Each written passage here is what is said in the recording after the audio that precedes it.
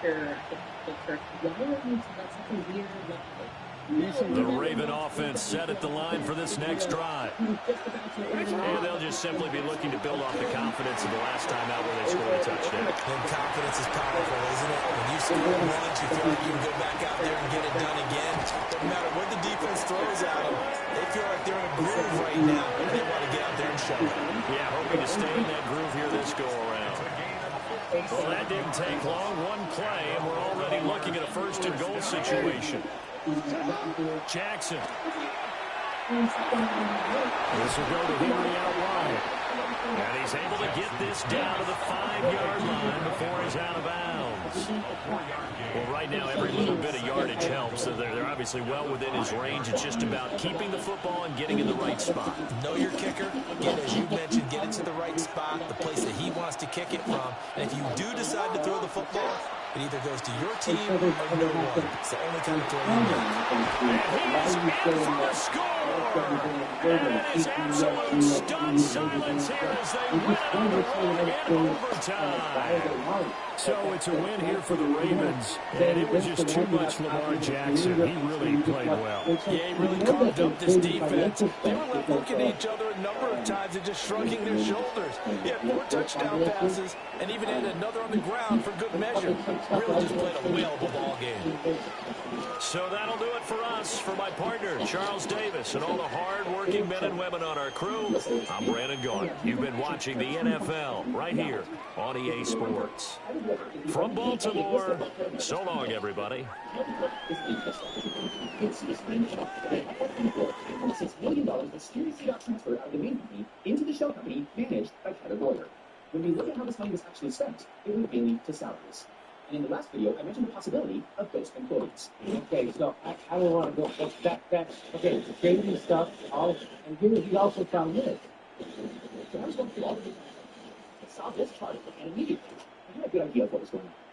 This shows revenue going into Turning Point Quick Shell. And you can see a gigantic leap in revenues for FY24.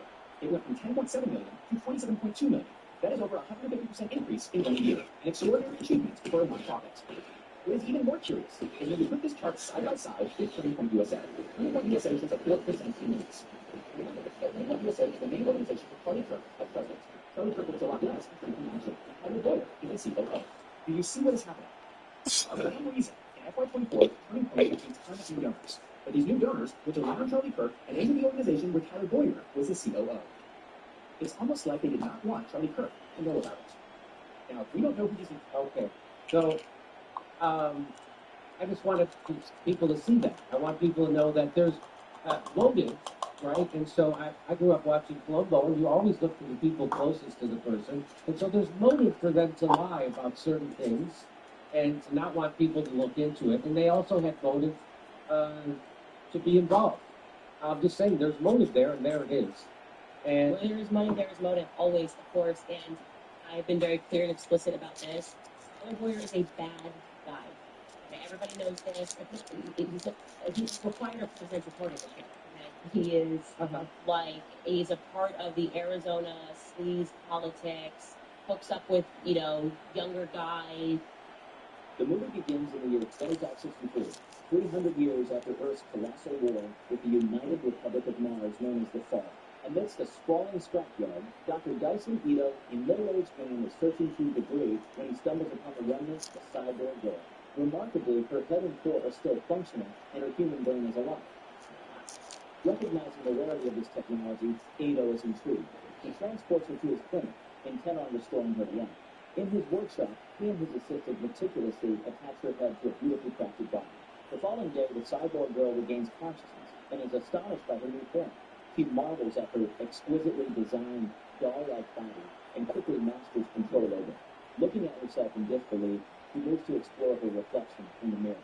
He then sneaks up on Ito and his assistant while they are busy at work. Noticing her, Ito expresses his delight at seeing her fully operational. He introduces himself and his assistant, Nurse Gerhard, to the cyborg girl. He offers her a run, but she doesn't even know who he is. It's like this cyborg. You like this better to peel off. She inquires if they have any information about her past, as she has no memories of her previous life. Ito explains that they are just as in the dark. hoping that she might have some answers since her brain was intact. It's so good. To lift her spirits, Ito then takes her to explore the city. As they walk through the streets, the girl is captivated by the sight of a magnificent city floating in the sky. What's this? Ito explains that this city is called Zion, the last of the great sky cities to survive the war. Something stronger. Engineering. And the place they are in is known as Iron City. The cyborg girl asks Ito to give her a name. He names her Alita. Alita. As they continue exploring the city, Alita notices the multitude of languages spoken around her. Dr. Ito explains that people from all over the world have converged here after the war, all serving Zion, a city that no one is allowed to visit, a rule strictly enforced. Suddenly, Alita's attention is captured by a screen broadcasting a brutal cyborg sport. Ito identifies it as motorball So cool. and advises her not to get distracted by it. As they wander appreciating the city's rich cultural tapestry, Ito buys her some ceramics or pieces to attend to other matters. While enjoying her meal, Alita befriends a small dog sharing her food with her. Just then, a wanted poster flutters toward her, announcing a bounty for the perpetrator of 6 women's murders. The combination is cut short by the lumbering presence of a large robot known as a Centurion. Instinctively, Alita adopts a defensive stance. However, she is quickly pulled aside by a passing young man. Despite this, she deftly maneuvers under the robot, rescuing the dog from harm. The young man, impressed by her agility, takes a moment to realize she is a cyborg. Ooh, that's work. Dr. Ito do it? You don't want to. Except my phone. As Dr. Ito returns, interrupting their interaction, the young man promises to meet